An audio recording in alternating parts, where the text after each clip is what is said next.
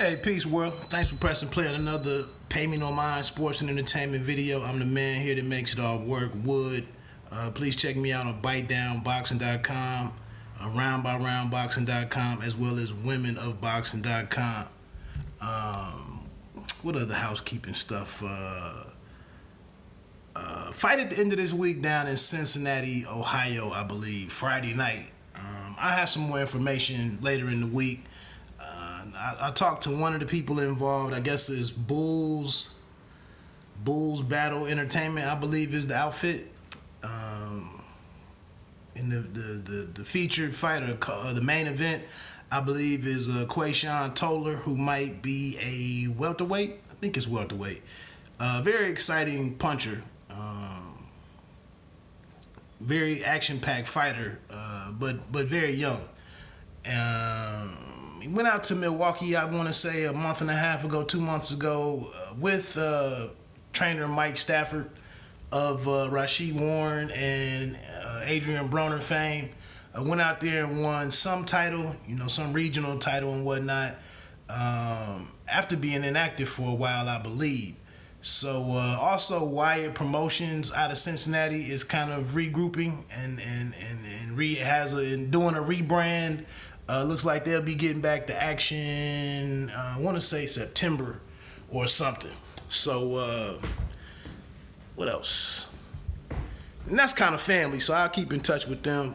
I also mentioned Second to None up in the Detroit area. I think they have a card coming up in either September or October. So, we'll see how that develops. Let me see. What else did I have to say? This thing, I don't know how to follow you. Need to be able to be mobile when I'm in here getting ready in the morning.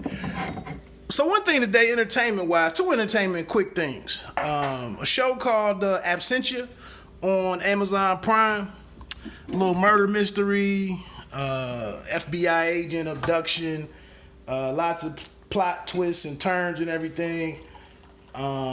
Not a bad show. I'm at the end of the first season. Pretty well written, well done. I would recommend that one. Music. This one's been out there for a while, but Tana Talk 3 by Benny the Butcher. One of the lyricists of out of Buffalo, New York. But a dude is making a lot of noise in Benny. Seeing a lot of New York cats, New York City cats, and the five boroughs guys giving this guy a lot of credit. So that's interesting. Tana Talk and Griselda Records in general with Conway the Machine and West Side Gun. I really just wonder how it's gonna work out for them, because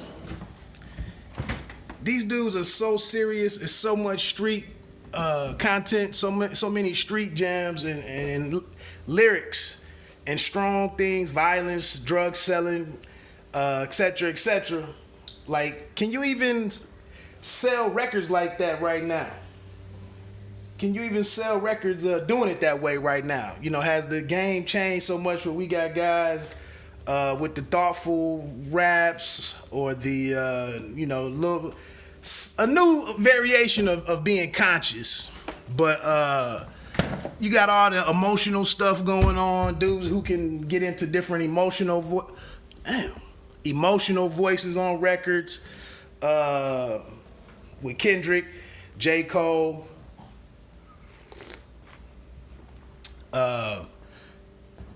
just is that even viable right now? But I'm gonna check out this Tana Talk 3 because I just heard the joint with had to get some coffee, man, with Black Thought and Benny, and then I heard Benny and what's my man from Pusha T, King Push. So it's dope to see other bigger artists starting to rock with them, with Griselda, who I believe they're still with Slim Shady or Shady Records. To see if they kind of had the same success, as moderate success, I guess, that Slaughterhouse had when they moved over and got with Shady Records and had their up and down run before that folded or that relationship dissolved. But I'm gonna check that out today. Tana Talk 3 by Benny the Butcher. Man, where my time at? Okay. Boxing last night. I'll probably I think I'm gonna do a Monday night podcast because I'm traveling Wednesday and Thursday, and then depending on what happens with that fight Friday night, I'll be out of pocket that night, and then next Saturday will probably be when I'll aim for the next Q&A. Please go out there and check out my Q&A or live stream with the 2016 Olympian and 10-0 USBA super welterweight title holder Charles Bad News Conwell. We talked about a variety of things. If you want to know something about how a young prospect is getting himself prepared to break into contention,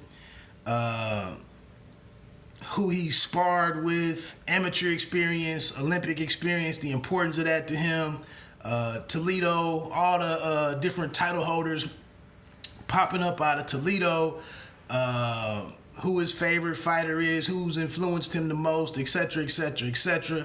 Otha Jones, got a victory over in London or the UK Friday night on that Conor and Kuviali or whatever it was card. So we just talked about a lot of stuff, man. You can fast forward through there and get what you want to get. I won't go into the Concio and Machado 2 thing. Already, that would be part of what I talk about more in depth on the podcast. But last night on the card, the PBC on Fox card, with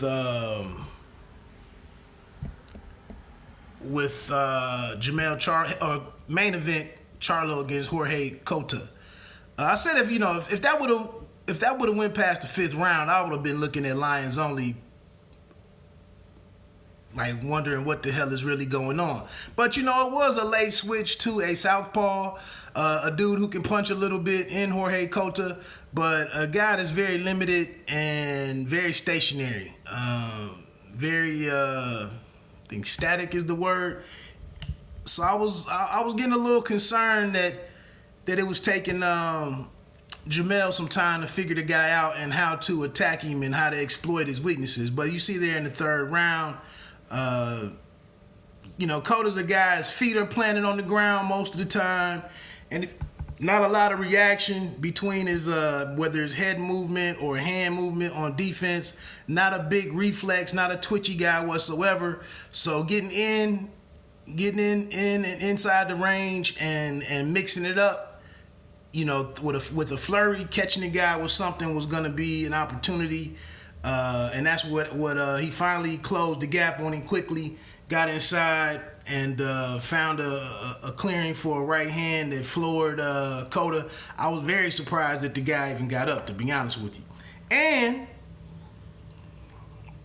brings us to Jay Nady, who just a couple of weeks ago or a week ago had an interesting performance with managing the fight between Jesse Hart and Sullivan Barrera on the the Fury and Schwartz card, where he was grumpy and yelling and just seemed to be a little off with calling saying that Sullivan Barrera was the guy doing all of the holding and not checking Jesse Hart on anything. So I don't know. But anyway, after the first knockdown, when Cota miraculously gets up and tries to continue, Nady doesn't really go through the protocol to making sure he's ready to continue. And he damn near, he puts the man in harm's way. As Jamel steps back in to re-engage, a quick 1-2, blasts him out again, a ugly situation. And I hate that has to happen on Fox, where, it's exposure to a bigger audience. And it's a guy whose safety was not looked after by Nady. It was grossly negligent in my opinion. and you have Kota spread out, underneath the bottom rope, out of it. And that's unfortunate. That didn't need to happen. The guy pulled damn near pulled his gloves off of the top rope, wiped them off and shook them real quick, and then waved the action back on. And didn't go through the side to side. Are you ready to continue? Like I said, dudes like Harvey Doc, excellent communicator in there, safety first guy. I salute Harvey Doc and how he goes about his job. Some other guys out there. Willis is pretty decent. It's a number of guys, but Nady put Kota in harm's way. But a great win for Jamel. Tony Harrison was ringside. They had some words. Tony Harrison had a boot on. He really kind of didn't speak to how the injury happened too well, or what happened. I asked Conwell about it, if he knew anything about it, because he did spar with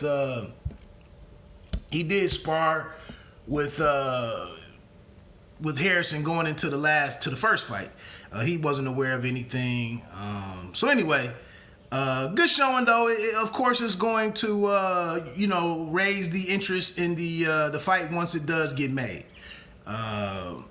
Looking at earlier in the night with Rigan Diao versus Seha, I liken this on Twitter. I liken this to the 13th Warrior. When the little guy, the little blonde-haired guy that was a part of Antonio Banderas's group of 13, he was picking a fight, quote unquote, picking a fight with the big young bull in the town that they were trying to protect, but they were getting some resistance from people cooperating with them, and so the little blonde dude went and picked out a big redhead kid who was towered over him. They get into a fight. He's getting blasted. The kid is banging away at him, broke a couple of his shields and whatnot.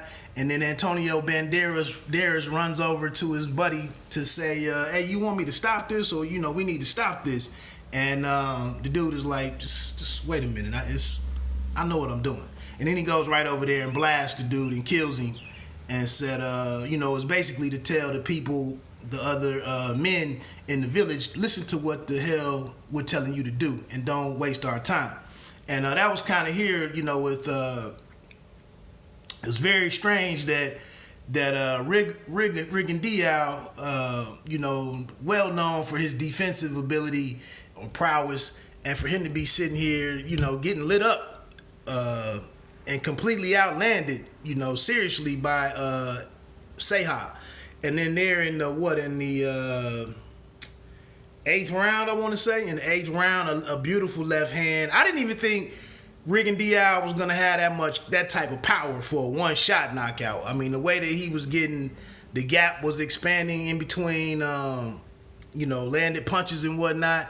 And Seha was throwing some pretty good heat. So I was getting a little concerned about what a late moment would look like, or a late version of Rigan Diao in that fight, what he was going to look like. But he had started busting up Seha's nose quite a bit.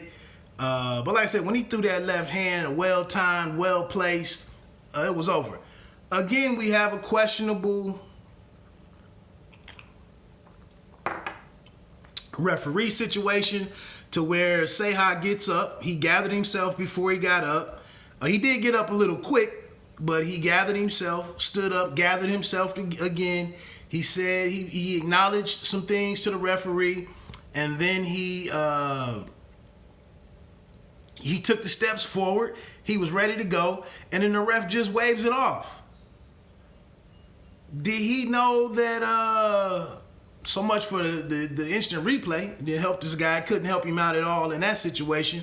That's probably not one of the things that are reviewable, but damn, did you know the guy was well ahead on the cards, and you just was like, here's a perfect situation to stop this? I don't know. I hate getting into the conspiracy theorist stuff, but damn, that was a bad look. Joey Spencer against Akeem Black. I don't know if I would really use the term exposed in terms of what we saw out of Spencer. I wouldn't fervently argue that he wasn't. That wouldn't be my approach here. I think he gets the win. I don't know if I agree with 5-1. Black, I thought, I likened him to a 12 seed and experience, upperclassman laden number 12 seed in March Madness who who was there to get the victory and had, he had Spencer on the ropes, so to speak, the last few rounds. But I don't know. Spencer, definitely should get a wake-up call. I don't know if you're putting those miles in, right? Strength and conditioning, with the right level of commitment. Get doing some things to get out of your comfort zone a little bit. I don't know if the action skipped FS1 altogether last night. I thought some stuff was going to be on FS1. Chris Colbert got a victory against Mercado. A dominating performance. Maybe just the way that Spencer was being fast-tracked, maybe I guess, maybe they need to slow that down a little bit. They need to rethink some things, maybe bring in some other eyes to help Dad out a little bit, or, heighten his level of commitment, change up a couple things. Like I said, get him out of his comfort zone. I thought some of his defense early on was slick, but once he got a little bit fatigued and his technique completely fell apart, and then once Black started to really rally, he was in trouble. But he showed some toughness though, and you hold on to the win. You keep your undefeated record and your marketability and all of that type of stuff. And, you have a chance to regroup. And, it's no major setback. So that's that. Look, I went about 5 minutes too long, so I'm not going to try to extend this out anymore. Like I said, Chris Colbert now going his prime time with the nickname versus Lil B-Hop. I thought that was a little weird from the beginning. But he's moving over to prime time now. Good victory for him. I got an interview with him in Chicago when he was in Chicago back in October. If you want to check down on the playlist to see what some of the fighters that I have talked to, that's down in the playlist. Other than that, man, let me get on out of here, man. And check my man Sleeko Got Bars, who I feature on some of my outros and intros. His new joint, No Pain, No Game. I believe the video might be out there now. But you can find him on YouTube. Sleeko Got Bars, SLEEKO Got Bars. His new project came out over the weekend. And it's available if you want to stream that over at Tidal. So check him out, support him if you like what he's doing. And let me get on out of here. Again, if you don't have to be great to start, but you have to start to be great.